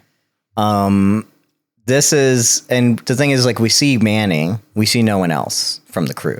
So we don't know even where Abby or Owen and Nora, like, or Mel, they're somewhere else. And so we don't know where they are.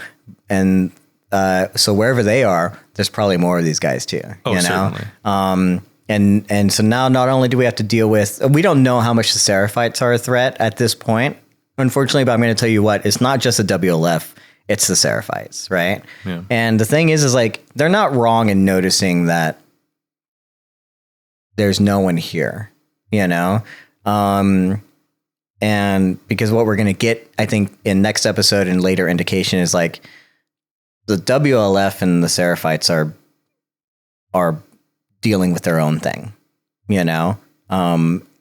Abby, Ellie, Joel, no one cares. No one knows about that. They're not thinking about like protecting the perimeter. They're thinking about what's going on in the town of Seattle. Yeah. You know? As the Seraphites allude to, is like we're avoiding war, you know? Totally. And then there's like an army here. They are preparing for war. Yeah. So, yeah, small spoiler alert. That's what's going to be going on in the background of this whole doesn't seem revenge thing. Yeah. You probably should have seen that one coming. Maybe. Yeah. But that's where we leave this one, you know? So we don't know how easy or hard it's going to be for them, but that's where we are. What do you think, folks? Still worth watching? It's kind of interesting. Yeah. Interesting to kind of like give us this like revenge thing to kind of put it in perspective, you know, as opposed to just jumping into it, you know, because I think even someone I was watching this with last night, like they had just finished 1 and 2. And the other person is like, please tell me that like Abby dies miserably. Like she was there, like she was in that moment. And I think to like almost like hold revenge off for a little bit for us for like a whole episode is really interesting. For us as an audience, because like this is not what we want, you know, but here we are, we're trying to, I guess, you know, are we with Ellie or are we not with Ellie? You know? But yeah, revenge is still on the table. So I guess we'll see.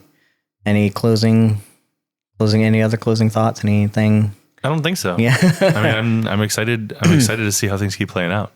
Yeah. Apologies for the audio problems with this one. I'm sure it will be fine. It does sound a little bit different on these different microphones. So I'm sorry about that. There might be a switch, you know, towards the end, but whatever. Well, yeah, I think we said all we need to say, but thank you so much for joining me. Yeah. Thank you guys for watching and listening. I hope you're enjoying this content. And I can't wait to go on this journey with you guys next week and talk about more of The Last of Us. Thank you for listening to Codependent Content. For updates, you can follow us on social media. And if you ever want to see a video version of this podcast, feel free to check us out on YouTube or Spotify. If you have any questions or simply want to tell us about something we missed, you can email us at codependentcontent@gmail.com or just leave a comment on TikTok and we'll get back to you. Links to all our accounts, where to contact us, or other ways to support will be in the description or show notes. We're glad you're here and working through your traumas with us. Remember, when you're lost in the darkness, search for the light. Live long and prosper, and may the force be with you. Until the next session, Cowabunga, dudes.